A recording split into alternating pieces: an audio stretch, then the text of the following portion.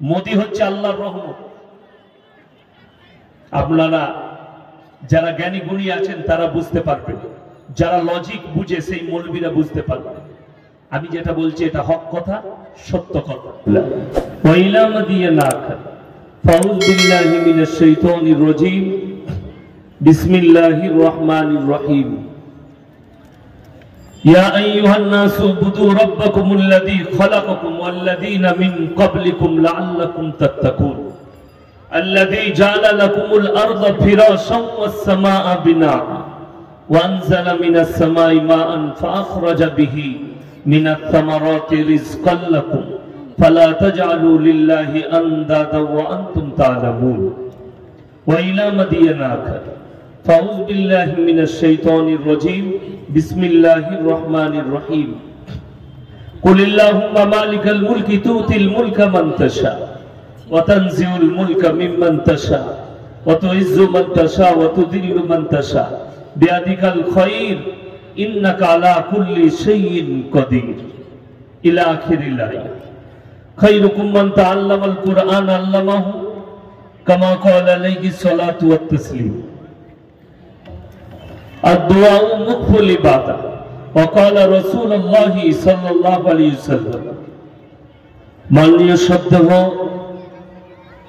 জ্ঞানী গুণী মানী সম্মানী আজকের এই জলসার মাননীয় সভাপতি মহাশয়, শ্রদ্ধের উলামা ইকরাম, হুফাজ ইকরাম এবং আমার জ্ঞানী গুণী মানী সম্মানী মাননীয় শ্রোতা মণ্ডলী, পর্দার অন্তরালে পর্দা নাসিব মায়েরা এবং বোনেরা, আল্লাহর বড় দয়া কৃপা ভালোবাসা আমাদের প্রতি, গোটা বিশ্বের প্রতি।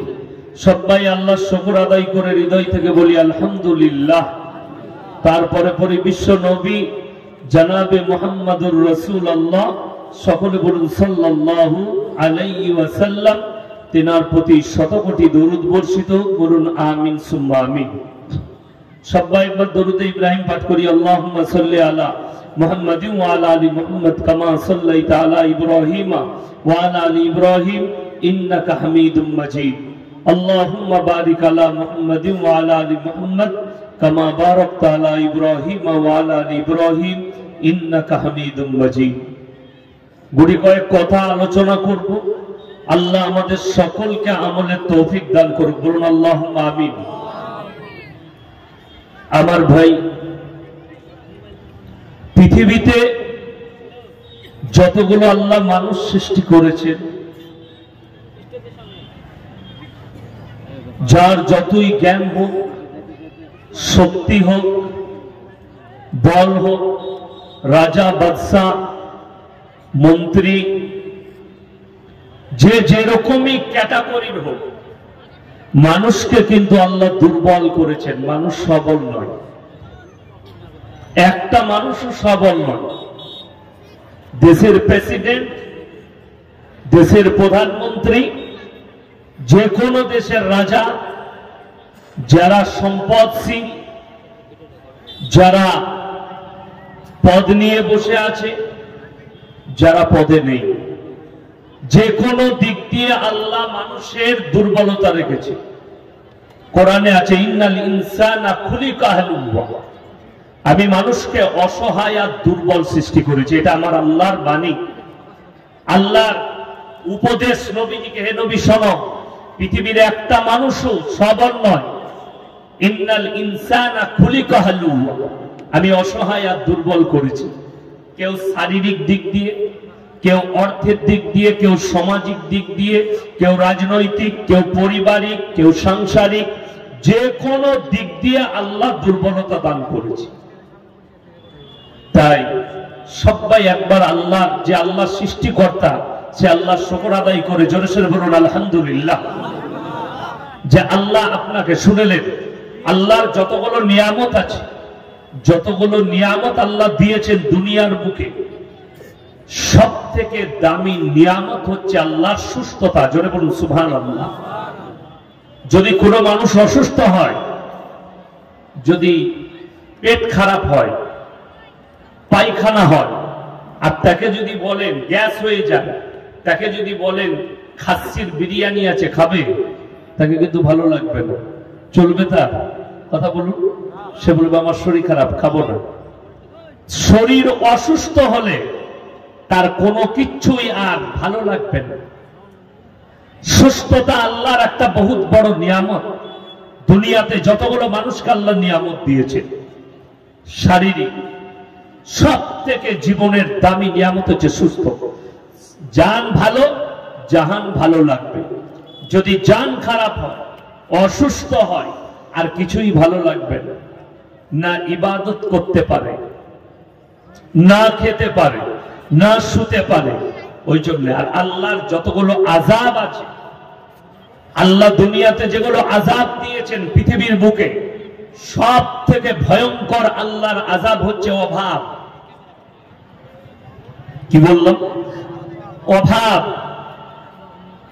বন্যা এলে মানুষ গাছের ডালেও বেঁচে থাকতে পারে, না খেয়ে থাকতে পারে না, পারে না।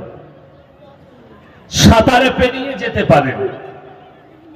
আপনার আব্বা মারা গেলে দুদিন আফসোস হবে, কিন্তু মৃত্যু তো সত্যি। তারপরে আবার আপনি স্বাভাবিক হবেন আপনার ব্যবসা বাণিজ্যে, কারোবারে, দুনিয়াদারিতে। কিন্তু অভাব এত বড় ডেঞ্জারাস জিনিস। আমার আগে ভাই বলছিলেন না রোহিঙ্গাদের কথা, মায়ানমারে যারা রোহিঙ্গা, মায়ানমার থেকে যারা ফিরে এসেছে, যাদেরকে বিতাড়িত করা হয়েছে, বাংলাদেশে অনেকজন প্রবেশ করেছে। তারা সাংবাদিকদের সামনেও প্রকাশ করেছে। মায়ানমারের অনেক মেয়ে তারা পেটের জন্য, অভাবের জন্য বাংলাদেশের শারীরিক ব্যবসায়ী পর্যন্ত, নিজের শরীর পর্যন্ত বিক্রি করেছে। জোরে বলুন নাউজুবিল্লাহ। আল্লাহ তাআলা অভাবকে এত বড় আযাব করেছে, বড় ভয়ঙ্কর আযাব। মায়ানমারে শুনেলেন, আমি একটা জলসায় বলেছি, আজকে আবার আপনাদেরকে বলে যাই। মোদি এই জন্য আল্লাহর রহমত, যখন মানুষ দিন থেকে সরে যাবে, আল্লাহর রাসূল সাল্লাল্লাহু আলাইহি সাল্লামের আদর্শ থেকে সরে যাবে, কোরআনের বাণী থেকে সরবে, আমার আদর্শ থেকে সরে যাবে, আমি আল্লাহ তখন তাদের কাছে জালিম বাদশা, অত্যাচারী বাদশা পাঠিয়ে আমি বদলা নিই। আজকে আপনাকে দেখিয়ে দেব, আমরা যারা স্টেজে ফুটানি করছি, যারা আমরা বড় বড় বুলি যাচ্ছি, আমাদের মতো পশ্চিম বাংলার নয়, ভারতবর্ষের যতগুলো মৌলবীকে এক কাছে করবে। আমরা যে দেশে বাস করছি, 98% এই যে যুগটা চলছে, এই যুগের 98% লোক জাহান্নামী। আপনারা অবাক হচ্ছেন, আমি একটা একটা করে প্রুফ দেবো, আপনি অবাক হবেন যে মোল্লার কাছে এতগুলো প্রুফ আছে। আমি প্রুফ দেবো। কেন বললাম 98% এই যুগের মানুষ তারা জাহান্নামে প্রবেশ করবে। নামাজ পড়বে, মায়েরা নামাজ পড়বে, পুরুষরা নামাজ পড়বে, তাহাজ্জুদ গুজার হবে, কিন্তু তারা জাহান্নামের উত্তর অধিকারী হয়ে যাবে। আমাদের দেশের লোক মনে করে মাথা ঠোক, নামাজ পড়, কোরআন পড়, জান্নাত রেডি। তারা তো 100% মালকোটা জাহান্নামে প্রবেশ করবে। যারা শুধু এই দুটোর উপরে ভরসা করে যে কোরআন পড় আর নামাজ পড়। যদি বলেন কি করে বললেন, কোরআনের একটা আয়াত প্রথমে শুনিয়ে দিই। সাবিকুনা সাবিকুনা উলাইকাল মুকাররামুন ফি জান্নাতিন নাঈম সুল্লাতুম মিনাল আউয়ালিন ওয়া কালিলুম মিনাল আখিরিন। কোরআনের মারাত্মক আয়াত। সাবিকুনা সাবিকুন উলাইকাল মুকাররামুন। হে নবী বলে দিন, তোমাদের মধ্যে থেকে অল্প সংখ্যক আর তোমাদের পূর্ববর্তীদের মধ্যে থেকে বেশি সংখ্যক লোক জান্নাতে প্রবেশ করবে। তোমাদের পূর্ববর্তী। যদি বলেন আমি তো নামাজ আমার দাদুর থেকে ভালো পড়ি, আমার দাদু সূরাগুলো ভালো জানতো না, দোয়াটা ভালো জানতো না, আমি জানি। তুমি নামাজ পড়ো, বাবা মার সঙ্গে ভালো ব্যবহার করো না, জান্নাত কি করে যাবে? তুমি নামাজ পড়ো, মা বাবাকে ভাত দাও না, জান্নাত কি করে যাবে? তুমি নামাজ পড়ো, স্ত্রীর উপরে অত্যাচার করো, তুমি জান্নাতে যাবে কি করে? তুমি নামাজ পড়ো, লটারির টিকিট কাটো, তুমি নামাজ পড়ো, লোকের ক্ষতি করো। বুখারী শরীফের রওয়ায়েতে আছে, ভালো করে শুনবেন, তোমরা ততদিন পর্যন্ত মুমিন হতে পারবে না যতক্ষণ পর্যন্ত তোমার কাছ থেকে তোমার প্রতিবেশী সুরক্ষিত নয়। জোরে বলুন সুবহানাল্লাহ। আপনার প্রতিবেশী সুরক্ষা পেতে হবে। আজকে আমাদের দেশের মুসলমান জানেন, আমরা জোশেতে ইসলাম করি, হোশেতে কেউ ইসলাম করে না। কিসে করে বললাম? জোশে। জোশে যদি কেউ ধর্ম পালন করে তার ধর্ম আলাদা, হোশেতে করলে তার ধর্ম আলাদা। হোশের ধর্মটা কাজে লাগে, জোশের ধর্ম কাজে লাগবে না। জোশে কাজ করা যাবে না, হোশেতে কাজ করবে। আমাদের দেশের লোকের জোশটা বলে দিই। নূপুর শর্মা বলে একটা মেয়ে নবীজি সম্পর্কে কুরুচিকর মন্তব্য করেছিল, আপনারা শুনেছিলেন? হ্যাঁ, দমকলে প্রোটেক্ট হয়েছে, আন্দোলন হয়নি? সব জায়গায় আন্দোলন করেছে মুসলমানরা। তোমাদের কষ্ট হয়েছে। আপনাদের দেশে কুকুর কামড়ালে কুকুরকে আপনারা কামড়ান তো নাকি? কামড়াই না আপনাদের দেশের লোক? কেন? কুকুর কামড়ালে তো কুকুরকে কামড়াতে হবে। সে কামড়িয়েছে যখন। আমার কথাটা বুঝতে পারছেন? আমি এটা লজিক শোনাচ্ছি। যদি কুকুর কামড়ালে কামড়াতে নেই ঘুরিয়ে, যদি কামড়ান তো আপনিও কুকুর হবেন। কুকুর কামড়ালে কুকুরের ইনজেকশন আর ভ্যাকসিন দিতে হয় ডাক্তারের কাছে, ঠিক কি না? তো নূপুর শর্মা নবীজি সম্পর্কে কুরুচিকর মন্তব্য করেছে। আপনি বাজারে দোকানপাট বন্ধ করবেন, আপনি দোকান ভাঙবেন, গাড়ি ভাঙচুর করবেন, আন্দোলন করতে গিয়ে রোড জাম করবেন। আমি দেখেছি মুসলমান কয়েক ঘন্টা আটকিয়ে থেকেছি। রোড জাম কিসের জন্যে? নবীর মহব্বতে। যদি বলে দিই এইখানেতে 98% নবীর দুশ্মন বসে আছে, প্রমাণ করব, প্রুফ দেব, আপনারা অবাক হবেন। নবীর দুশ্মন আমাদের সমাজে বাস করে, আমাদের বাড়িতে বাস করে। 98% লোক দাড়ি চাচা মাল, ঠিক কিনা? যারা নবীর সুন্নতকে, দাড়িগুলোকে সেলুনে বসে চাচে, এর থেকে বড় দুশ্মন আর কে হতে পারে? কথা বলেন না কেন আপনারা, ঠিক কিনা? যদি ভুল হয় বলবেন। যদি কেউ বাপের বেটা থাকেন যে আপনি ভুল বলছেন, সামনে এসে বলবেন আপনি ভুল বললেন, দাড়ি চাচলে নবীর দুশ্মন হয় না। তা তাকে জিজ্ঞেস করব, তোমার মসজিদের ইমাম দাড়ি চেচে কাল থেকে নামাজ পড়াবে, নামাজ পড়াতে দিবে? কথা বলেন না কেন আপনারা? মুখে জবান নাই আপনাদের? আপনারা দাড়ি চাচা ইমাম রাখবেন, হ্যাঁ কি না? Yes and no? রাখবেন না। ইমাম সাহেব দাড়ি চাচিলে তার পেছনে নামাজ হবে না, ফতোয়া জানে। আর তুমি হারামখোর দাড়ি চেচে ইমামের পেছনে কি করে নামাজ পড়বি বে তুই? কথাটা বুঝতে পেরেছেন না পারেননি? এটা হক কথা না, না হক কথা? হক কথা। আপনার গায়ে লাগবে, কিন্তু বাস্তব ইমামের জন্য দাড়ি রাখা সুন্নত, আর তোর জন্য হারাম। ফতোয়া কোথায় পেলি? সেই মৌলবিটাকে ধরে নিয়ে, সেই মালটাকে ধরে নিয়ে, তারপরে মোদিকে গাল দিবি, তারপরে যোগীকে গাল দিবি। তুমি নিজে নবীর দুশ্মন। ওই জন্য আল্লামা ইকবাল লিখেছেন, ইস ঘর কো আগ লাগি ঘর কি চিরাগ সে। মুসলমান, তোমরা নিজেদের ঘর নিজেরা আগুন ধরিয়েছ, অপরকে গালি দিও। মুসলমান, তুমি ইমানের উপরে টিকে যাও। আল্লাহর কসম করে বলছি, বেঈমানের চাকা বেঈমানের উপর দিকে ঘুরে যাবে। জোরে বলুন সুবহানাল্লাহ। তার একটা দলিল শুনে নেন। 313 জন সাহাবী একদিকে যুদ্ধের ময়দানে, একদিকে 1000-এর বেশি বেঈমান আর কাফের। আল্লাহ বললেন, হে নবী বলো, তাওয়াক্কালতু আলাল্লাহ, আল্লাহর উপরে বিশ্বাস আর ইয়াকিন আনতে। সাহাবীরা ইয়াকিন আর বিশ্বাস এনে যুদ্ধের ময়দানে নেমেছে, আল্লাহ জয়লাভ করিয়েছেন। জোরে একবার বলুন সুবহানাল্লাহ। খালি কিসের জন্য? কনফিডেন্স, একদম বিশ্বাস আল্লাহর উপরে আমরা জিতব, ইমানের উপরে টিকে থেকে।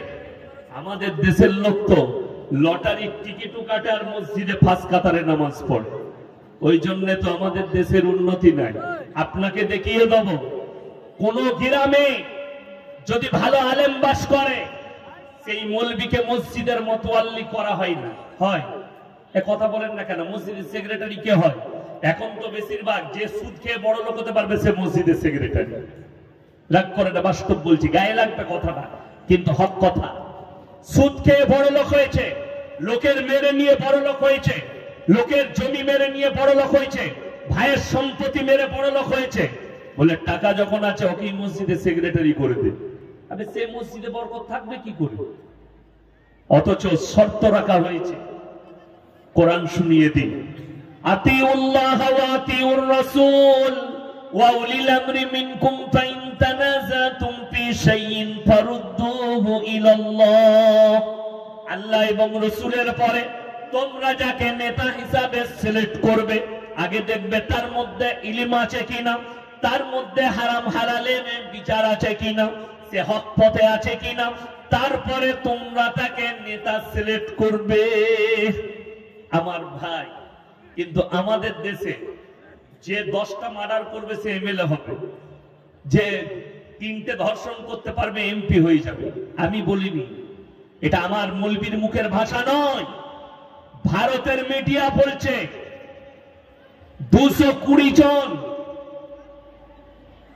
বিহারের আর ঝাড়খণ্ডের 220টা সংসদের মধ্যে 180 জনের নামে ক্রিমিনাল কেস আছে। আমি বলিনি, মিডিয়া বলছে, পেপার বলছে, আমরা মৌলবীরা বলিনি, ওটা পড়ে বলছি আমি, ওটা দেখে বলছি আমি, আমরা বলিনি। তো ক্রিমিনাল যদি দেশের নেতা হয়, ধর্ষণকারী যদি সমাজের নেতা হয়, সেই সমাজের কতটা উন্নতি হবে বুঝতে পারছেন না পারেন? আর একটা যদি মৌলবী নেতা হয় আপনার, তো আপনার কি হতে পারে আপনি বুঝতে পারছেন। আমার ভাই, আমি এটাই বুঝাবো আপনাদের, আজকে ভারতের মাটিতে বসবাস করছেন, আল্লাহর কসম করে বলছি, এই জমিনে বসে বলে যাচ্ছি, নটিয়ালের জমিনে, সব ভাই শুনে যান, আমার পরে আমার আব্বাজি আসবেন, আপনারা সকলে চিনেন, আমি অপারেশন করে ফেলে দিয়ে চলে যাব, এসে তিনি মহলমটা লাগাবেন। বুঝতে পেরেছেন না পারেননি?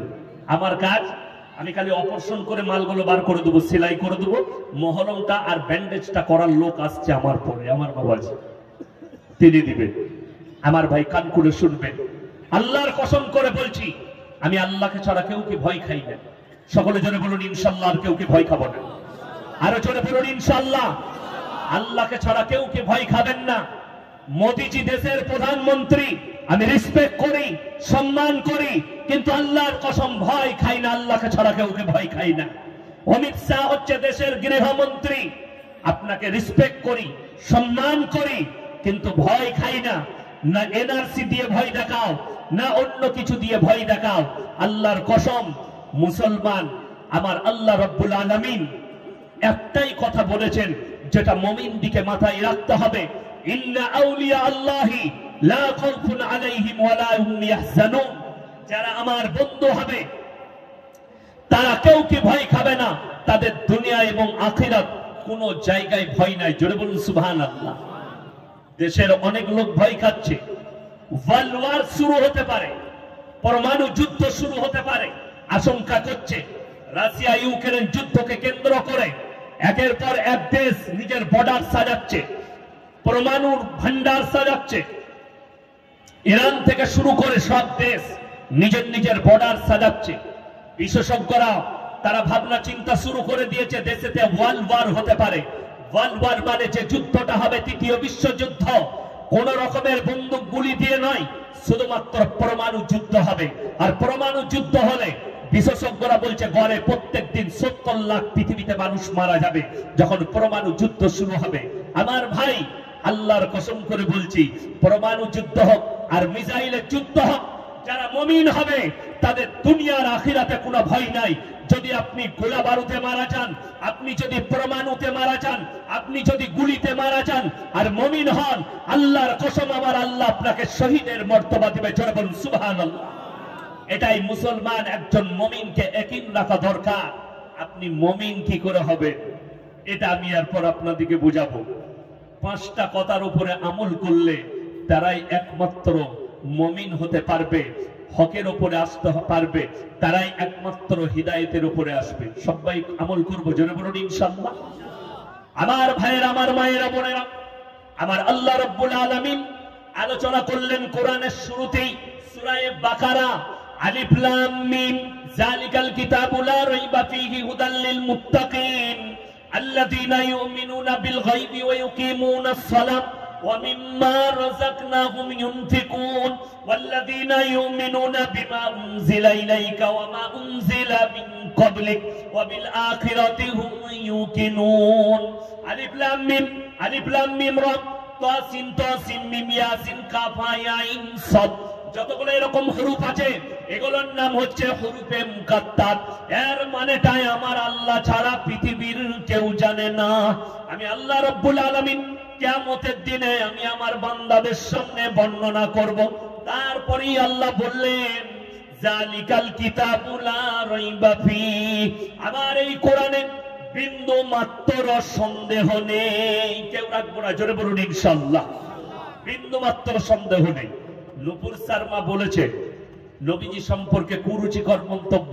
জানেন এতে ইসলামের লাভ হয়েছে না ক্ষতি হয়েছে? লাভ হয়েছে, জোরে বলুন সুবহানাল্লাহ। এই জন্য লাভ হয়েছে। শুনেলেন আপনি প্রতিবাদ কি করবেন? আমাদের দেশের অনেক হিন্দু ভাই যারা শিক্ষিত মানুষ, জ্ঞানী মানুষ, যারা নবীজি সাল্লাল্লাহু আলাইহি সাল্লামের বায়োডাটা পড়েছে, তারা প্রতিবাদ করেছে। এক থেকে বড় নিয়ামত আর কি নেবেন? জোরে বলুন সুবহানাল্লাহ। ভারতের 130 কোটি মানুষের মধ্যে এই 130 থেকে 40 কোটি মানুষ, তারা বলছে 100 কোটি হিন্দু ভাই আছে। এদের মধ্যে যদি 10 কোটি হিন্দু ভাই যদি নবীজি সাল্লাল্লাহু আলাইহি সাল্লামের বায়োডাটার পরে আর 1 কোটিকে যদি আমার আল্লাহ কবুল করে লাই কালমার জন্য, তো ওটাই ইসলামের জন্য কামিয়াবি। জোরে বলুন সুবহানাল্লাহ। নবীজি সাল্লাল্লাহু আলাইহি সাল্লাম সম্পর্কে কুরুচিকর মন্তব্য আমার ভাই আজকে নয়। প্রতিবাদ করবেন, প্রতিবাদ হবে জবানের দ্বারা, প্রতিবাদ হবে আপনার দোয়ার দ্বারা। আমি প্রতিবাদ করেছি কিসের দ্বারা? ভাষার দ্বারা। আমি প্রতিবাদ করেছি দোয়ার দ্বারা। আমি দোয়া করেছি আল্লাহ তুমি যদি নূপুর শর্মার তকদিরে ঈমান লিখে রাখো, তাকে ঈমান দান করো, কালমা দান করো। আর যদি না থাকে তার তকদিরে, আল্লাহ তাকে পৃথিবীর মানচিত্র থেকে মুছে দাও। জোরে বলুন আমিন। এর থেকে বড় হাতিয়ার মুসলমানের কাছে আর কিছু নেই। আপনারা জানেন আমার নবী বিশ্ব নবী জনাবে মুহাম্মদুর রাসূলুল্লাহ, সকলে একবার বলুন সাল্লাল্লাহু আলাইহি ওয়াসাল্লাম। আমার নবী কাবা ঘরের ভেতরে কোরআন পড়ছেন, বেঈমান কাফেররা বাইরেতে তাবলীগ করছে, তারা লোকের কাছে বলা বলি করছে এই নবীর কোরআন তোমরা শ্রবণ করো না, নবীর ভাষা তোমরা শোনো না। আমার ভাইয়েরা, আমার মায়েরা, বোনেরা শোনো, সেদিন আমার নবী বিশ্ব নবীর কাছে আমার আল্লাহ রাব্বুল আলামিন কোরআনের আয়াত পাঠালেন, وقال الذين كفروا لا تسمعوا لهذا القرآن والغوا فيه لعلكم تغلبون। নবী যে আবৃত্তি করে, নবী যে কোরআন আবৃত্তি করে, সে কোরআন তোমরা শ্রবণ করো না, বরঞ্চ হাততালি মারবে, কানে আঙুল দেবে, কিন্তু নবীজির কোরআন তোমরা শ্রবণ করো না। আমার ভাইয়েরা, আমার মায়েরা, বোনেরা, আল্লাহর কসম তাদের এই মেহনতের পরেও গোটা পৃথিবীতে আমার নবীজির ইসলাম ছড়িয়েছে। জোরে বলুন সুবহানাল্লাহ। তাদের এই মেহনতের পরেও ইসলামকে রুখতে পারেনি, ছড়িয়েছে। জোরে বলুন না সুবহানাল্লাহ। আপনি গর্বিত? নূপুর শর্মা বলেছে নবীজি সম্পর্কে কি কুরুচিকর মন্তব্য করেছে। নূপুর শর্মার ভাষা খারাপ ছিল, বলার ভঙ্গিমা আলাদা ছিল, তার ভাষা কিছু ম্যাচ করা হয়েছিল। আমার নবীজি সাল্লাল্লাহু আলাইহি সাল্লাম 6 বছর বয়সে মা আয়েশা সিদ্দিকা রাদিয়াল্লাহু তাআলা আনহাকে নিকাহ করেছিলেন। জোরে বলুন সুবহানাল্লাহ। এবং 9 বছর বয়সে সংসার শুরু করেছেন না করেননি? 9 বছর। এরপরে যারা শিক্ষিত মেয়ে আছে, যারা স্কুল কলেজে পড়েন, যারা ইউনিভার্সিটিতে পড়ে, যারা মাস্টার ডাক্তার আছেন, যারা শিক্ষিত যুবক আছে, তারা শোনো, আমি আপনাদের চোখগুলো খুলে দিয়ে যেতে চাই। যারা বলছে আমাদের দেশের কিন্তু একটা সংবিধান পাশ করানো হয়েছে, 18 বছরের নিচে ছেলেরা না বলো, ঠিক কি না? কথা বলেন। সরকার বলছে 18 বছরের নিচে ছেলেরা না বলো। আমি সেই সুপ্রিম কোর্টের লোককে বলবো, সুপ্রিম কোর্টের জজকে বলবো, স্যার একটা 15 বছরের ছেলেকে দেবো, একটা আপনি 15 বছরের মেয়ের সাথে 2 দিনকার সময় দেন, আমি বলছি তার সে বাচ্চা করে দিবে, ঠিক কি না? কথা বলেন না কেন আপনারা? 15 বছরের ছেলের বিয়ে হলে বাচ্চা হবে না? হবে না? 15 বছরের মেয়ের বিয়ে হলে বাচ্চা হবে না? হবে না। ভারত সংবিধান করেছে, শুনে রেখে দেন। এইখানে আমার সামনে 5 থেকে 6টা 7টা মোবাইল আছে। এরা কালকে এই জলসাটা ইউটিউবে ছাড়বে, আপনারা দেখতে পাবেন ইউটিউবে, ফেসবুকে। আমাকে অনেকজন দেখেন, আমার 12,000 জলসা ছুটছে ইউটিউবে আর ফেসবুকে। আমি আল্লাহর কসম কেউ কি ভয় করে কথা বলি না। একটা কথা শুনে যান, এই জলসাটাও কালকে পাবেন, আবার রিপিট করবেন যদি আপনার বুঝে না আসে। কালকে আবার রিপিট করে শুনবেন, পরশু আবার রিপিট করবেন এই জলসাটা, যে কি বললাম আমি। আর একবার যদি আপনারা শুনতে চান, কোনো ভাই, কোনো মা, কোনো বোন, আমার ভাই, 12 বছরে আমাদের দেশের সংবিধান বলছে 18 বছরের নিচে ছেলেরা বালিগ হয় না। এই 6টা মোবাইলে আপনি প্রচার করে কি করবেন জানেন? আপনি 2 লক্ষ মিডিয়া ইসলামের বিরুদ্ধে চক্রান্ত চালাচ্ছে। 2 লাখ মিডিয়া ইসলামের বিরুদ্ধে। কোরআনকে মিটিয়ে দাও, ইসলামকে মিটিয়ে দাও, দাড়ি টুপি মিটিয়ে দাও, মুসলমানকে মিটিয়ে দাও, এটাই হচ্ছে তাদের মিশন। জ্যোতি নরসিংহা বলে একজন সাধু उत्तर प्रदेश है, ताकि सांबादिकरा प्रश्न करছে, आपका क्या ख्याल है, आप जो इतना अनप सनप बकते हैं, इसका आपका मिशन का माने क्या है? बोले मेरा एक ही लक्ष्य है, मेरा एक ही इरादा है कि दुनिया से इस्लाम को मिटाना। अरे बुर्बक, तुझे पता नहीं, तेरे से पहले फिराउन आया था मूसा को मिटाने, खुद मिट गए। जुर्म सुभान अल्लाह। तेरे से पहले आया था नमरूद, हमारे नबी इब्राहिम को मिटाने, खुद मिट गए। लेकिन हमारे नबी इब्राहिम के बदन के एक बाल पर भी खर्च नहीं आया आग का। जुर्म सुभान अल्लाह। तो तू क्या कर सकता है? तू तो बहुत छोटी बात है हमारे अल्लाह के सामने। कुरान को मिटाएगा तो हमारे अल्लाह ने खुद कह दिया, वलन तजिद लिसुन्नतिल्लाहि तब्दीला। এটা ভারতের নয়, গোটা পৃথিবীর মানুষের জন্য হুঙ্কার আমার। যতগুলো বেঈমান কাফের আছে তারা কান খুলে শোনা, আল্লাহর কসম করে বলছি, গোটা পৃথিবীর শক্তি যদি একদিকে দাঁড় করিয়ে দেন, ওয়ালান তাজিদ লিসুন্নাতিল্লাহি তাবদীলা, আবার কোরআনের একটা জের জবরকে পরিবর্তন করার ক্ষমতা পৃথিবীর কোন শক্তির নাই। জোরে একবার বলুন নারে তাকবীর। আমার ভাই, এটা হচ্ছে কোরআনের শক্তি। আমার আল্লাহ রাব্বুল আলামিনের ওয়াদা কখনো খিলাফ হয় না। জোরে বলুন সুবহানাল্লাহ। আল্লাহর ওয়াদা কখনো খিলাফ হবে না। আল্লাহ ওয়াদা করেছেন কিয়ামতের প্রথম, কিয়ামতের দিন পর্যন্ত আমার এই কোরআনকে মিটানোর ক্ষমতা পৃথিবীর কোন শক্তির পক্ষে সম্ভব নয়। যতগুলো মিসাইল, গোলা বারুদ ব্যবহার করবে করো, এই কোরআনকে মিটাতে পারবে না। হ্যাঁ, আমার আল্লাহ যখন চাইবেন, শুনে নেন, হাদিসে আছে কিয়ামতের আলামতের মধ্যে একটা বড় আলামত, যেদিনে পশ্চিম দিকে সূর্য উঠে যাবে, সেদিনে আল্লাহ এই ইলমকে তুলে নেবেন। আর এই ইলম তোলার প্রথমে দুনিয়া থেকে বড় বড় আলেম দিকে আল্লাহ তুলে নেবেন। তারপরে ইলমটা তোলা হবে, কোরআনের পৃষ্ঠাগুলো সাদা হয়ে যাবে, এইগুলোতে আর আয়াতগুলো থাকবে না। বাড়িতে তো কোরআনটা রাখা থাকবে, কাগজ সাদা হয়ে যাবে, আল্লাহ আয়াত তুলে নেবেন। জোরে একবার বলুন সুবহানাল্লাহ। কিন্তু এক জায়গায় কোরআন থেকে যাবে, সেই জায়গাটা হচ্ছে একজন হাফিজে কোরআন, যার সিনেতে আল্লাহ 30 পারা কোরআন গেঁথেছে। সেই কোরআনটা সেই জায়গায় কাঁথা থাকবে কিয়ামতের সকাল পর্যন্ত, জান্নাত পর্যন্ত। জোরে বলুন সুবহানাল্লাহ। সেই হাফিজে কোরআন সেই সিনের মধ্যে কোরআন নিয়ে জান্নাতে পর্যন্ত প্রবেশ করবে। জোরে বলুন না সুবহানাল্লাহ। আমার ভাই, কোরআনকে মিটানো পৃথিবীর কোন শক্তির পক্ষে সম্ভব নয়। যতগুলো মিডিয়া মেহনত করছে শুনেন, আজকে এই সমাজকে ধ্বংস করার আপনার পেছনে চক্রান্ত জানেন কিভাবে হচ্ছে? আপনি অনুভবই করতে পারবেন না। এই 18 বছরের বিয়ে, এটা ইসলামের জন্য একটা বড় চক্র। যারা মৌলভী সাহেব আছেন, আলেম আছে, যারা তালবিরিম আছে, যারা কাফিয়া সারজাবি পর্যন্ত পড়ে, তারা জানবে ভালো করে। আরবি কিতাবের মধ্যে আছে, একটা মেয়ে যখন 9 বছর পেরোয়, যখন 8.5 বছর কোনো মেয়ে, যার হরমোনের ডাক্তারি ভাষায়, যাদের হরমোনের রক্তর জোর বেশি, যাদের হরমোনের জোর বেশি, কোন মেয়ে 8.5 বছরে বালিগা হয়ে যায়। কোন মেয়ে 9 বছর মানে বালিগান করিবা, যখন 9 বছর পেরিয়ে গিয়ে 10-এ পা দিবে, সেই মেয়েটা ফুল যৌবন নিয়ে চলে আসে। 11 বছরে পা দিলে সে বাচ্চা ধারণ করার ক্ষমতা নিয়ে আসে। একটা ছেলে 9 বছর পেরুলে বালিগান করিবা, 10 বছর হলে সেই ছেলেটা বালেগ হয়ে যায়। আমাদের দেশে বলছে সালা 17 বছর হলেও বালক হয়, তাই না? নির্ভয়া কাণ্ড শুনেননি? দিল্লিতে বাসের মধ্যে গণধর্ষণ, 17 বছরের ছেলেও ধর্ষণ করেছে। সেই ছেলেটা না বালক, তার জন্য তাকে হোমেতে রাখা হয়েছিল। সালা হোমেতে কি করেছে তা ঠিক নাই, আল্লাহই জানে। 17 বছর কখনো না বালক হয়?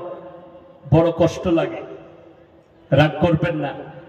এখন তো আর কোনো উপায় নাই, আমার দুটো মেয়ে হয়ে গেছে। আমি যখন আমার স্ত্রীকে বিয়ে করেছি তখন 13 বছর 8 মাস বয়স আমার স্ত্রীর।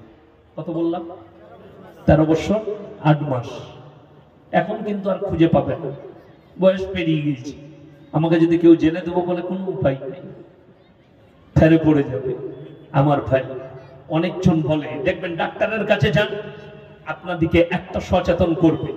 এখন প্রত্যেকটা মানুষ কি চাইছে? নারী পুরুষ শুনেলেন বেঈমান কাফেরদের মেহনত কতটা আপনার পেছনে কাজে লেগেছে। আমি কেন বলছি 98% নামাজ পড়ার পরেও জাহান্নামে যাবে? শুনেলেন আর পরে এক একটা করে পুরুত্তি বেঈমানদের মেহনত গুলো শোনো। কোরআনের বিরুদ্ধে কিভাবে মেহনত চালিয়েছে, আর শিক্ষিত সমাজ দিয়ে ধ্বংস করে দিয়েছে, ব্রেন গুলো ওয়াশ করে দিয়েছে। তা না হলে বলি, আজকে শুনেলেন বেঈমানদের দখলে কিরকম আছে জায়গাগুলো। বাংলাদেশে একটা দল বেরিয়েছে, তার নাম হচ্ছে হিজবুত তাওহীদ, যাদের মধ্যে বলা হচ্ছে ছেলে মেয়ে পাশাপাশি বসে নামাজ পড়তে পাবে, ছেলে মেয়ে একসাথে ঘোরাফেরা করতে পাবে, ছেলে মেয়ে একসাথে বসতে পাবে। তাদের মধ্যে থেকে দেখলাম তাদের জন্য একটা সাফাই দিচ্ছে একটা ছেলে, তার নাম হচ্ছে হোসেন কুরানি, চশমা পরে আছে, কালো চশমা। ফেসবুকে দেখছি তার বয়ান, সালামুন আলাইকুম, এইভাবে সালাম দিচ্ছে হারাম খোরটা। সে কি কোরআনের ব্যাখ্যা করছে জানেন? ওয়াল মুমিনুনা ওয়াল মুমিনাত বা'দুহুম আউলিয়াউ বা'দ। একটা মুমিন পুরুষ, একটা মুমিন নারী একে অপরের বন্ধু। তাকে পেলে বলতাম, তোর মা তো আমার বন্ধু রে, তোর মা তো তোর বন্ধু, তো তোর মায়ের সাথে শুস না। তো বুঝতে পেরেছেন না পারেনি? কথা বুঝতে পারেনি আমার? যদি মুমিন পুরুষ আর মুমিনা নারী একে অপরের বন্ধু হয়, বন্ধু শুনেলেন, এই জন্যে কোরআনের ব্যাখ্যা বিশ্লেষণ করতে হয়, এই জন্যে কোরআনের তাফসীর পড়তে হয়, গ্রামার জানতে হয়। এই হারামখোররা গ্রামার না জেনে মানে দেখে ব্যাখ্যা করছে, বড় কষ্ট লাগে। তার ব্যাখ্যা বিশ্লেষণে যাও, তার হাসিয়ায় যাও। বন্ধু মানে হচ্ছে তোমার স্ত্রী তোমার জন্য বন্ধু, জোরে বলুন সুবহানাল্লাহ। তোমার অর্ধাঙ্গিনী, তোমার বিবি যদি মুমিনা হয়, সেই মুমিনা নারী আর মুমিনা পুরুষ স্বামী স্ত্রী একে অপরের বন্ধু। তা বলে তোর মা আমার বন্ধু নয়। তাইলে কোরআনে আল্লাহ বলতো না ওয়াদরিব খুমুরিহিন্না আলা যুনুবিহিন, নারীদের পর্দা সম্পর্কে, নারীদের ইজ্জত সম্পর্কে হারাম কর গোটা কোরআন না একটা পুরো সূরা নাজিল করেছে আমার আল্লাহ রাব্বুল আলামিন। এত সুজা আমার নবীজি সাল্লাল্লাহু আলাইহি সাল্লামের এতগুলো হাদিস বর্ণনা করেছে, সব ফেল। এতগুলো নারীদের সম্পর্কে কথা বলেছেন, সব ফেল। এই হিজবুত তাওহীদের লোক কোথায় আছে জানেন? ওদের এক ভক্ত আছে, ফেসবুকে কাজ করে আমেরিকায়। কয়েকদিন আগে আমার জলসা একজন ছেড়ে ছিল, সঙ্গে সঙ্গে তার চ্যানেলটাকে বন্ধ করেছে। আমি খোঁজ নিলাম কি করে হতে পারে, তখন তার ভিত পর্যন্ত গিয়ে বার করলাম। এই হিজবুত তাওহীদের একজন ভক্ত মেয়ে, সে আমেরিকার একদম ম্যান অফিসে কাজ করে। শুনে রেখে দেন বেঈমানরা কতদূর বিস্তার করেছে। আমার ভাইয়েরা, কোরআন মানুষকে শুধু বাঁচিয়েছে, জোরে বলুন সুবহানাল্লাহ। কিভাবে শুনেলেন? আজকে আপনি যে কোনো ডাক্তারের কাছে যাবেন, যদি বলেন স্যার কটা বাচ্চা নেব, বলে একটার বেশি বাচ্চা দিস না, ঠিক কি না? এখন কিন্তু ছোট পরিবার, লোকরা বলে ছোট পরিবার সুখী পরিবার, লোকরা বলছে না, বলেনি? ছেলে মেয়ে শহরে দেখবেন অনেক লোক মেয়ের জন্য ছেলে দেখতে গেলে বলে কটা ছেলে গো, বলে একটা, বলে তাহলে চলবে, তাড়াতাড়ি কথা বল, ঠিক কি না? একটা বেটা হলে খুব ভালো, ছোট সংসার, আমার মেয়েকে কাজ করতে হবে না, খুব ভালো। আরে কাজ করতে হবে না কি, দুনিয়া এমন একটা জায়গায় পৌঁছাবে। আমার যুবকরা শোনো, যারা আমার সন্তানের বয়সী, যারা আমার ভাইয়ের বয়সী, যাদের বিয়ে হয়নি, তারা শোনো, এমন একটা যুগ আসতে চলেছে, ঘরে আর রান্না করতে হবে না, রেডিমেড মাল আসবে। এখন দেখেছেন টাউনগুলোয় হোম ডেলিভারি চালু হয়েছে, চালু হয়নি? চাকরি করে স্বামী স্ত্রী, বলে রাতের বেলায় ডেলিভারি বয়কে বলে দিবে খানা দিয়ে যাবে, বউ আর রাঁধে না। টাউনশিপে কিনা মাল খাচ্ছে। ওই জন্যই তো দুটোর বেশি একটার বেশি আর ছেলে হয় না। কি বলছেন আগেকার মানুষ? আমি আমার মাকে দেখেছি খড়েতে রাঁধতে। খড় বুঝেন তো আপনারা? কি বলেন? খড়, খাড়া। ওই খাড়া দিয়ে রান্না করেছে আমার মা। কাঠ দিয়ে রান্না করেছে। কাঠের রান্না দেখেননি? মাটির হাঁড়িতে রান্না দেখেননি? মাটির হাঁড়িতে রান্না খাওয়ার কারণে মানুষের শরীর মজবুত থাকতো, শরীর অসুস্থ হতো না। আর এখন যত রকমের ম্যাটেরিয়াল বেরুচ্ছে তত রকমের মাল বেরুচ্ছে, রোগ। বুঝতে পারেননি? রোগ। ওই জন্য তো এক পিস মাংস খেয়ে গ্যাসের ট্যাবলেট আর থামস আপ খাচ্ছে। বলে কি হবে? বলে খালি গ্যাস। আমাদের বাবাজি যারা বসে আছে দেখেন, এইসব লোকগুলোকে দেখেন যাদের 70 পেরিয়ে গেছে, এখনো পর্যন্ত 1 কেজি মাংস খেয়ে কোনো প্রবলেম নাই। ঠিক কিনা? কি বুঝলেন? আর এখন অনেক লোক আছে, কি বুঝলেন, 35 পেরোয় নাই, যদি 2 পিস মাংস খায় কি হলো? বলে গ্যাস। খেলি যে গ্যাস। ওই জন্য তো আরে বাজারে এখন অনেকজন বলছে জানেন, একজন অল্প বয়সে বিয়ে দাও না, ডাক্তাররা বলছে বয়স পেরুলে তারপরে বেশি বয়সে বিয়ে দাও। কি হবে? মেয়েদের শরীর মজবুত হবে, এই হবে, ওই হবে। এবার তোর দাদিকে জিজ্ঞেস করবি কত বছর বয়সে বিয়ে হইল, সেই ডাক্তারকে বলছি। তোর নানিকে জিজ্ঞেস কর তোর নানির কত বছর বয়সে বিয়ে হয়েছিল। আমি আমার যে দাদি শাশুড়ি জানেন, আমার 6টা ফুফ শাশুড়ি আছে। কটা বললাম? 6টা। 6টা বোন আমার শ্বশুরদের, আর 2 ভাই। 6 আর 2 কটা বাপ? 8টা। স্বামী স্ত্রী, দাদু শাশুড়ি আর দাদি শাশুড়ি আর দাদু শ্বশুর, 10টা ফুটবল টিম। ঠিক কিনা? আগেকার মানুষের 12টা 14টা করে ছেলে হতো না? হতো না? আর বাজারে দেখা হয়েছে, মা বলছে বেটা বিয়ে করো, তারা চাকরিটা পায়। 35 বছর হয়েছে, 38 বছর বয়সে চাকরি পেয়েছে। বললে হ্যাঁ রে বাপ, এরপর বিয়ে দিদি? বলে না না, নিজের পায়ে দাঁড়ায় একটা বাড়ি করব, বহরমপুরে দাঁড়া, নাহলে গোধনপাড়া বাজারে বাড়ি করব, তারপরে বিয়ে করব। একটা বাড়ি করলে 40-এ বিয়ে করলে 42-এ ছেলে। ছেলের বয়স 3 বছর। দেখা হয়েছে বহরমপুরে। হুজুর সালাম আলাইকুম, ভালো আছেন? জি ভালো আছেন। তুমি কেমন হচ্ছে? ভালো। বিয়ে শাদী হলো? ছেলে পিলে? জি, একটা বেটা হয়েছে। আমরা আর লিবে না? না, একটাই ছেলেকে ভালো করে ডাক্তার ইঞ্জিনিয়ার করবো। আমরা তুই লিবি না? কি বে, তোর তো আর হবে না, 45 পেরিয়ে গেছে, তোর গোডাউনের মাল শেষ। বুঝতে পেরেছেন না? পারেননি? তুই তো বিয়ের মজাই পাবি না। উপযুক্ত বয়সে বিবাহ দাও। আবার নবী নয়, যতগুলো নবী পয়গম্বর এসেছেন দুনিয়াতে, শুধু আমাদের নবী নয়, যতগুলো নবী পয়গম্বর এসেছেন তাদের 5টা সুন্নত সমস্ত নবীর সুন্নত। জোরে বলুন সুবহানাল্লাহ। সমস্ত 1 নম্বর, উপযুক্ত বয়সে নারী পুরুষের বিবাহ দাও। যুবক যুবতীদের বিয়ে উপযুক্ত বয়সে দাও। 2 নম্বর, মেশওয়াক করো। প্রত্যেক ভাই বিরাজ করবেন না, মেশওয়াক করবেন। জোরে বলুন ইনশাআল্লাহ। এই জন্য দাঁতন করবেন। দাঁতনে মেরি মজবুত হয়। কি হয়? মেরি মজবুত হয়, দাঁত ভালো হয়। বড় বড় যারা ডাক্তার আছে, যারা কলগেট লিখে দেয়, সে মালু বিরাজ করে না, সে দাঁতন করে। কি বুঝলেন? ওই কলগেটটা লেখার কারণে সে একটা কমিশন পাই বলে লেখে। ঠিক কিনা? আপনাদেরকে বলে দিই। 2 নম্বর, কটা বললাম? 2টো। এক হচ্ছে উপযুক্ত বয়সে বিবাহ, 2 নম্বর মেশওয়াক করা, 3 নম্বর হায়া এবং শরম করা। নারী পুরুষ উভয়ে কি করবেন? হায়া এবং লজ্জা শরম নিয়ে আসা। প্রত্যেকটা পুরুষ এবং নারীর জন্য এটা আবশ্যক, এটা নবীজির সুন্নত। 4 নম্বর কি করবেন? আতর খুশবু কা ইস্তেমাল করনা। কি করনা? খুশবু কা ইস্তেমাল করনা। 5 নম্বর, পরিষ্কার পরিচ্ছন্নতা অর্জন করো। এটা ঈমানের অঙ্গ। আপনার জামাটা 5টা সেলাই হবে, আপনার জামাটা ছিঁড়া হবে, বগলের কাজটা সেলাই করা হবে, কিন্তু জামা আপনার যেন পরিষ্কার থাকে, কচালা থাকে, পরিষ্কার পরিচ্ছন্ন থাকে। সবাই অবলম্বন করবো। জোরে বলুন ইনশাআল্লাহ। নখ, মায়েরা শুনেলেন, আমাদের দেশের অনেক মেয়েরা নখ রাখে। ঠিক কিনা? নখ রাখে, শুয়োরের মতো নখ। কি বুঝলেন? এই দেখে আমার হাতে এখনো দাগ আছে। আমি তখন বাসে জলসা করতে আসতাম। কোথায় রাজারামপুরে জলসা করেছি, শেখপাড়ায় করেছি, বাসে এসে বাস ছেড়েছি কেন যেন ধিক্কার। আমি বহরমপুর থেকে বাসে চেপেছি, যেমনি কাটুয়া থেকে বাসটা বার হচ্ছে স্ট্যান্ড থেকে, আমি তো সামনের সিটে বসে রডটা ধরে আছি। এমন একটা মেয়ে চাপলো, বড় বড় লোক নিয়ে কাট করে দিয়ে দিলে, আর এখানটা কেটে গেল। দাগ আছে, এখন দাগ আছে। দিয়ে বলছে আই এম সো সরি। আমরা আল্লাহ কোন হারাম করছে ইংরেজিটা বার করে দিল। আর দেখবেন আমাদের ছেলেদের একটা বড় দুর্বলতা আছে, কোন মেয়ে যদি বহরমপুর একবার বলে দেয় না আই এম সো সরি, তখন এই মনে করেন দারুণ বললে আমাকে, কি বললেন, ছেলেরা তখন হয়ে গেল। এই যদি কোন মেয়ে সরি বলে তাই মনে করে আমাকে আই লাভ ইউ বলে দিবে, সরিটাই এত মজা, ঠিক কিনা? আমি বললাম যে এরকম করে ফেলে দিয়ে ইংরেজিতে সরি করে দিলে, লোকগুলো কিসের জন্য রেখেছিস, চুল কুবার জন্য না লোককে নুচালে গেল? বড় কষ্ট লাগে। হ্যাঁ হ্যাঁ, সোরের মতো নখ রেখেছে।